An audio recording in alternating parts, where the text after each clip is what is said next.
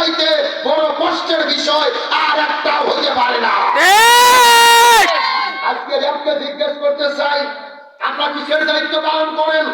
এই ঘটনার দ্বারা প্রমাণ হয়েছে গত 16 বছরে জামাত বিএনপির নেতা কর্মীকে ধরে সামনে ককটেল রেখে আর চাকু রেখে যে জঙ্গি জঙ্গি খেলা করতো ওগুলো নাটক বিন্দু মাত্র সন্দেহ নাই।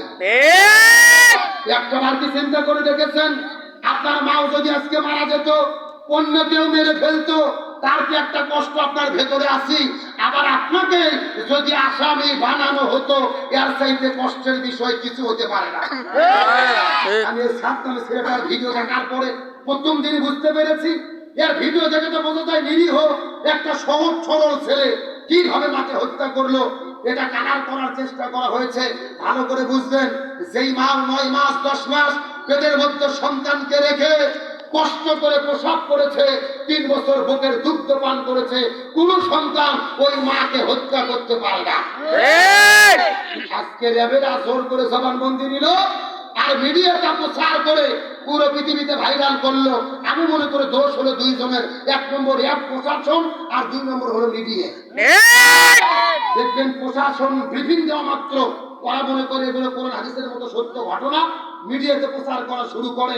এই ছেলেকে যে মায়ের হত্যাকারী বানাইছো, একটা কথা মনে রেখো, ও মাজলুম, জেলখানার মধ্যে যে কেঁদেছে আমার মাকে হত্যা করেছো, আবার আমাকে আসামি বানাইছো, ও জেলখানার ভেতরে যাদের বিরুদ্ধে কেঁদে কেঁদে অভিশাপ করেছে, তার অভিশাপে তোমরা ধ্বংস হয়ে যাবে।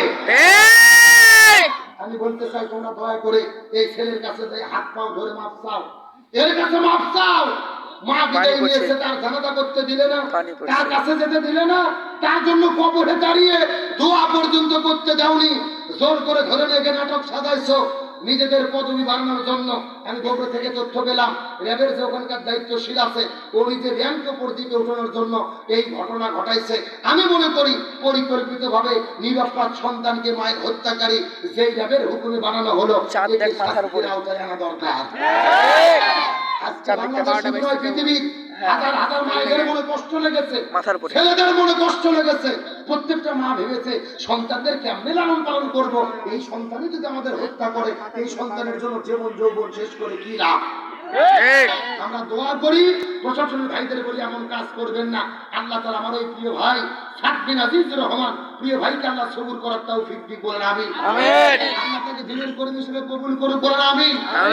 বাবা একজন আলেম মওলানা আজিজুর রহমান, আমার মহব্বত করে ভালোবাসে, আল্লাহ তাআলা প্রিয় মুরব্বি নেক হাত দারাজ করে সবুর করার তৌফিক দিক, বলেন আমিন। তাহলে ফাতেমা জান্নাতি নারী আছে, জান্নাতি নারী শব্দের হবে কয়টা? 2টা। আর 5 মিনিট টাইম আপনারা দেবেন, জোরে বলেন দেবেন, কিন্তু কোনো ওটাউটি করা যাবে না।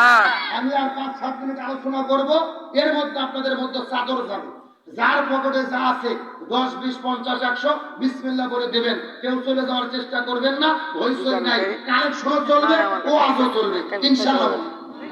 তাহলে চিৎকার করে বলেন ফাতেমা জান্নাতি নারীদের সর্দার।